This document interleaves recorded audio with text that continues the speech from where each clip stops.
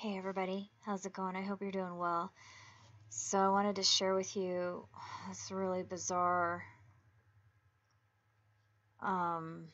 coincidences, I guess. So if you watched my last video or if you've been with me for a couple years now, you know that I keep having dreams that come true after I dream them. For some reason I dream about things and then, or I guess I'm dreaming about the future. Okay, but this is weird. Last night I had a dream about Napoleon, and this is so weird. But the only thing I remember about the dream was I saw the name Napoleon. I knew it was about Napoleon, but for some reason it said in my dream Napoleon Doom. Okay. I know that's weird. So I went to Wikipedia just trying to see if there was anything about Napoleon that stood out to me, and there was. So I'm going to go all the way down here, and I'm just kind of skimming through all of this stuff, and then I get down to this bottom part where it talks about his marriages. And it says that his first wife's name was Josephine, and that before she met Napoleon, her name was Rose. But he didn't like that name, so he renamed her Josephine. Okay. As soon as I read that, it brought to mind this video that Enter the Stars uploaded a couple of months ago. So I'm just going to play you guys a clip from this right here. I mean, this is weird. I don't know what's going on, but I'll just play it for you.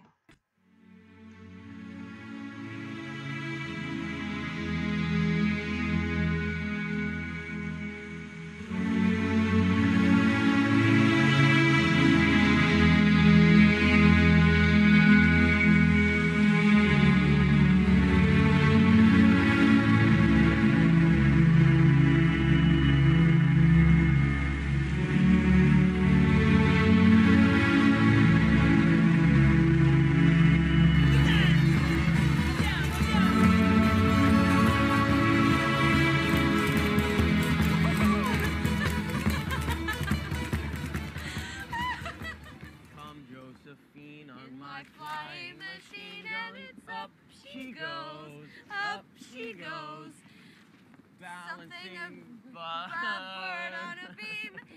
In the air she goes. Where? There she goes. Up, up, a little bit higher. Oh my! The moon is on fire. Okay. Okay, here's the first thing. Comet ISON seems to be a sign or something. I don't know, you guys, but check this out. It was in the constellation Draco, exactly on the true feast of Hanukkah. I don't know what's going on here. Okay, I'm just telling you the facts. So I just recorded this in from Stellarium. You can go check it yourself. It's free software. But you can see right here that here's Comet ISON on December 26th. And that is the line representing where Draco starts. So it's not in Draco yet on the 26th. It enters the constellation Draco on the 27th. So you can see right here, draw a line from these two stars, between these two stars, and you can see where the constellation Draco starts. It entered on the 26th. I'm sorry, on the 27th. The constellation of Draco. It's moving through Draco for 1 week. And then the last day of Hanukkah, which was the 4th, let me just show you real quick again. So you can see the true day of Hanukkah was right here. It started on the 27th, and it ended, the 7th day of Hanukkah ended on the 3rd.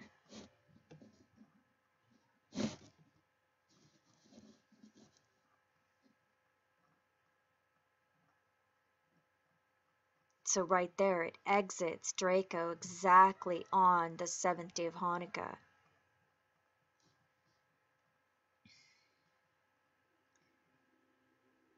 And then by the 4th, it was out.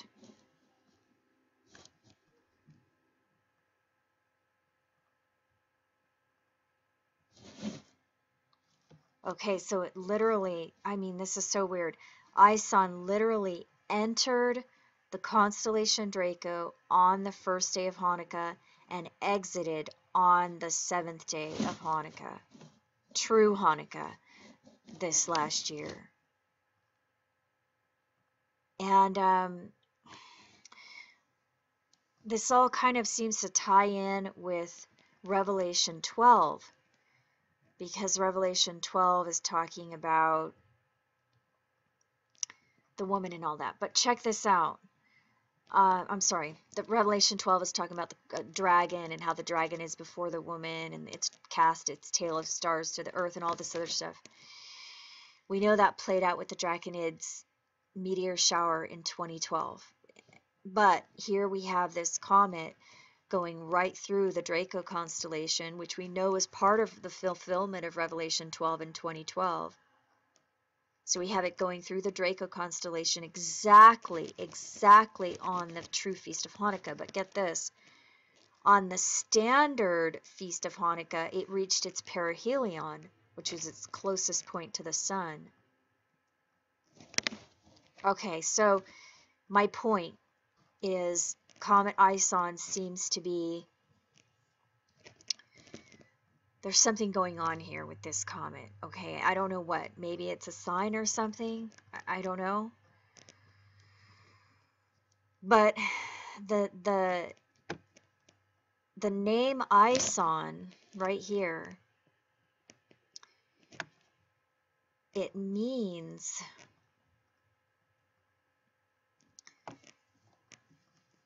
okay, what does it say here? It stems from the name Joseph. I'm sorry, okay. This spelling right here,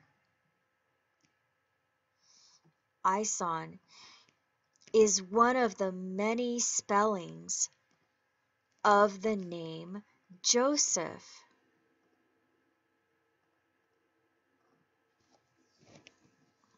Okay, that is so weird. So we have biblical stories about Joseph and how Joseph was the favorite son of Jacob. Jacob had 12 sons, and Joseph was his favorite son. Okay, but here's the other thing. There's in this movie, just bear with me, this is so weird. In this movie, they're singing, in the movie Titanic, they're singing this song, Josephine. Okay, so let me just play you this song right here. I'll leave a link below as well. This is an old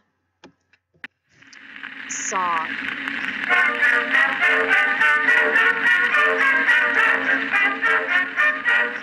Hear the lyrics. Oh, say, let us fly, dear. Where, kid?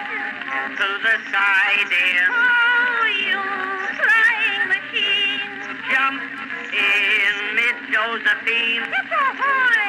Oh, joy, what a feeling. Feels good through the ceiling, oh, high. Hoopla, we fly to the sky so high. Come, Josephine, in my flying machine, going up. She goes up, she goes. Balance yourself like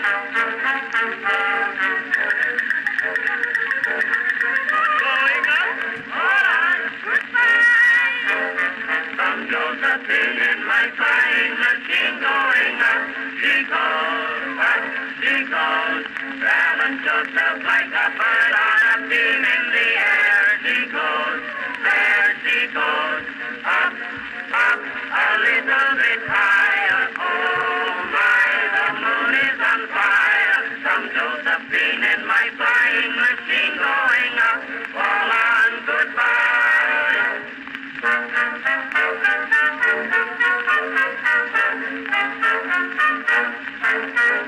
One, two, now we're off, dear. Oh, you, pretty soft, dear. Woo, say, don't hit the moon. Oh, no, not yet, but soon, you for me. Oh, gee, you're a fly kid. Not me, I'm a sky kid, gee. I'm up in the air about you, for fair. Come Josephine in my flying machine going up. She goes up, she goes. Balance yourself like a bird on a beam in the air. She goes, there she goes. Okay, then it just repeats. So I'll leave the links. You guys can check these lyrics. Listen to the song. Okay. Why are they singing that song? Okay, I guess because that was a really popular song around the time that the Titanic sank. So it came out in 1911,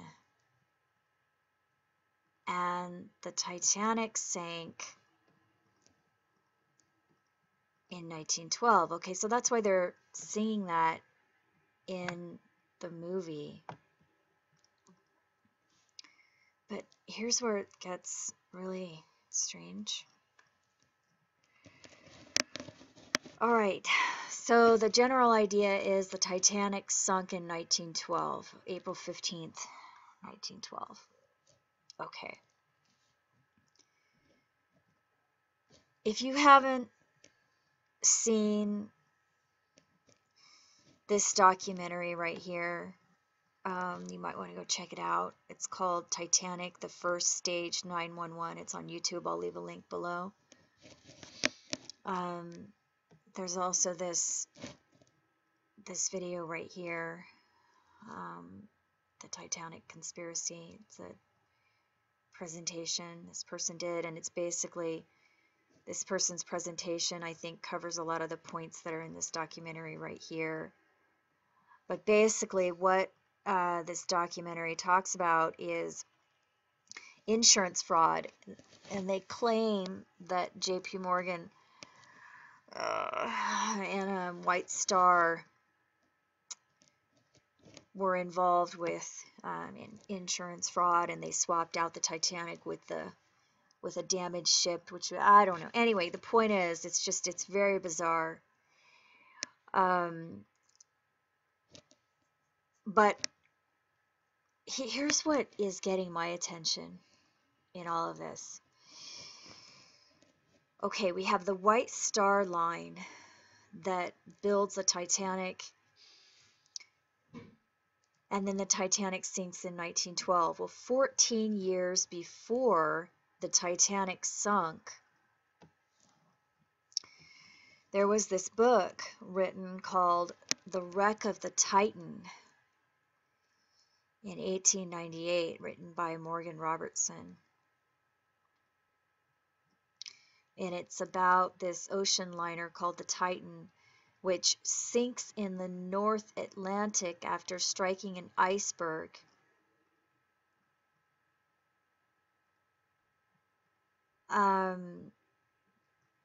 Okay, so this book is published in 1898. I'm guessing it was published in 1898. It doesn't really say. It just says an 1898 novel.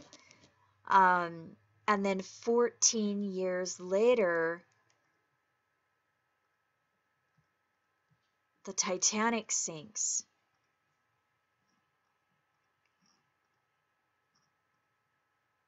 Okay. And for some reason, there was this book that was written in 1955. It was called A Night to Remember, and then they later made a movie about it. But You guys, this is really weird. In this documentary, they say that the person that wrote this book was ex-CIA or something. I can't find that. But here's the thing that I thought was kind of strange. There was actually a movie made about the Titanic disaster that was released 29 days after the event. Okay, I'm trying to find it here. Just bear with me for a second. Actually, I think I had it in here.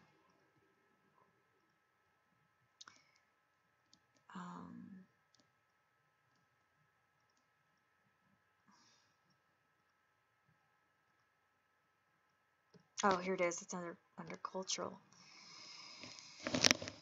Right here.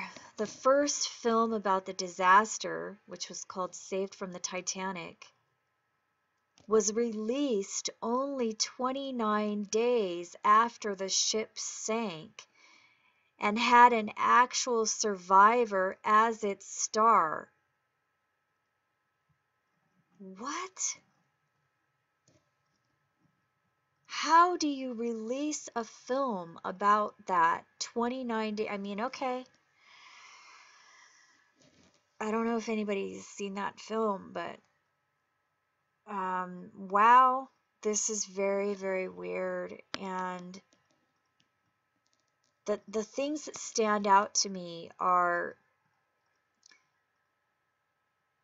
the company that built the ship is called the White Star. Then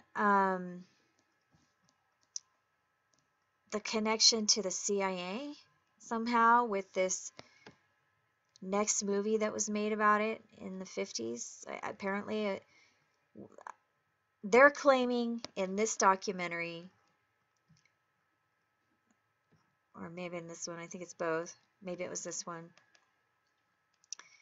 He claims that Walter Lord, the author of this book, was CIA, ex-CIA, but I didn't really look into it.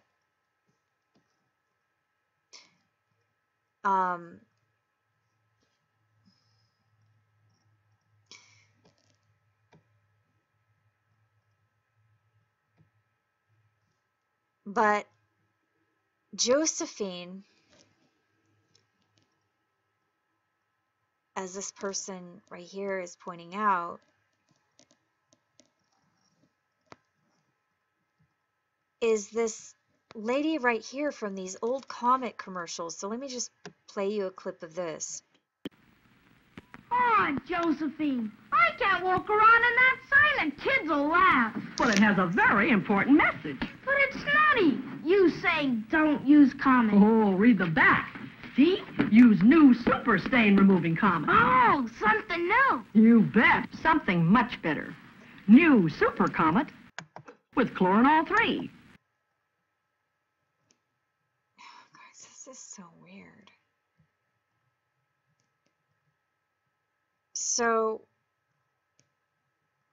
first I have a dream about Napoleon.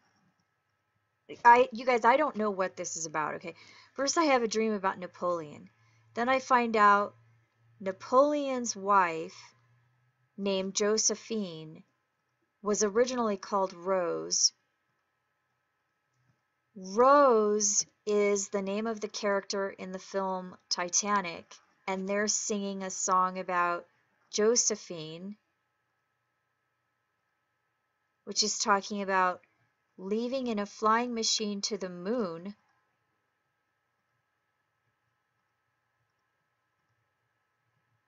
And the moon is on fire.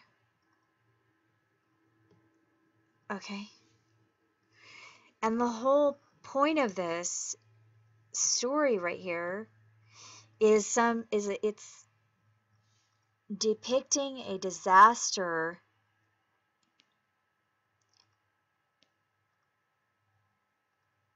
on a supposedly unsinkable ship. So nobody thinks this ship is going to sink. Nobody even thinks it's possible for the ship to sink.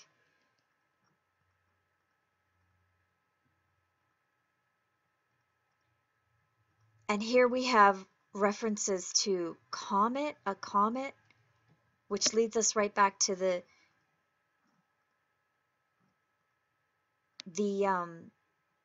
name Joseph, this Comet ISON, which is connected to the name Joseph, which is Josephine, the female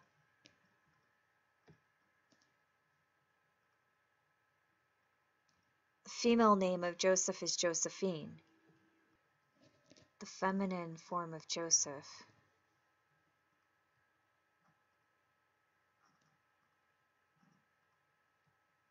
Do you guys get this? I mean, this is so weird. I just wanted to share it with you because I dreamt about it for some reason. And if you guys watched that video I uploaded yesterday, it's pretty clear that there are patterns in these dreams and visions that I have. I just don't know what it means. And here's the other thing. If you don't know about how 9/11, 9/11 was depicted in all of these films, and actually, there are like 10 to 20 different references to 9/11 in the movie Titanic.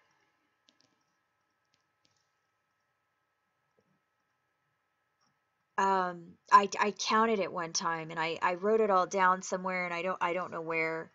I can't find it because I've been researching this stuff for a long time. But there is something going on here, you guys, and it goes beyond just insurance fraud. It goes beyond that, because some people will look at this and they'll say, okay, yeah, 9/11 was in all of these movies. Like, for example, this right here, this is just one out of like 100 or something. Direct references to the 9/11 tragedy that are in movies and television that were released prior to the event.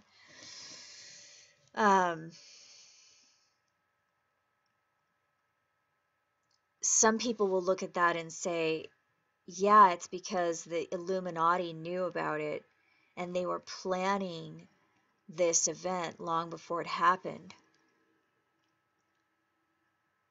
But I don't think that's what it is, you guys. And the reason that I say that is this kind of stuff goes way back. If you've watched some of my other videos on my channel investigating the biblical texts, it goes way, way back.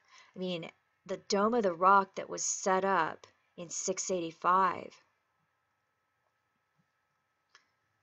occurred exactly 1290 years after Nebuchadnezzar stole stuff out of the Jewish temple. And that's what it says in the book of Daniel. In the book of Daniel, it says there's going to be 1290 days, a day for a year. 1290 years between these two events. Well, people that believe that it's the Illuminati that is just causing these things to happen, then they would have to believe that this whole thing started at least at the very minimum in 685 AD. And that's over 1,000 years of conspiracy. I personally find that hard to believe unless there's some kind of time travel technology that the average person is unaware of. And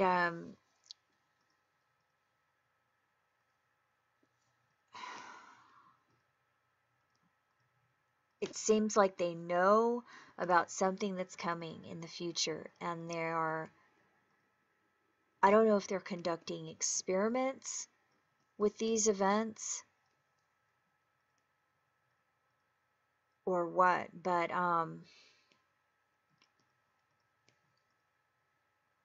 or maybe we really are in a simulated reality right now. When I consider my own personal experiences and tie it in with everything that I'm seeing occurring in the public domain, the only thing that makes sense to me is that there is some kind of time travel technology that's being used, and that there's a large number of people that are in this network. And I know it sounds so bizarre, but I can't think of anything else. The only other thing I can think of that makes sense is that we are living in a simulated reality. And that is disturbing.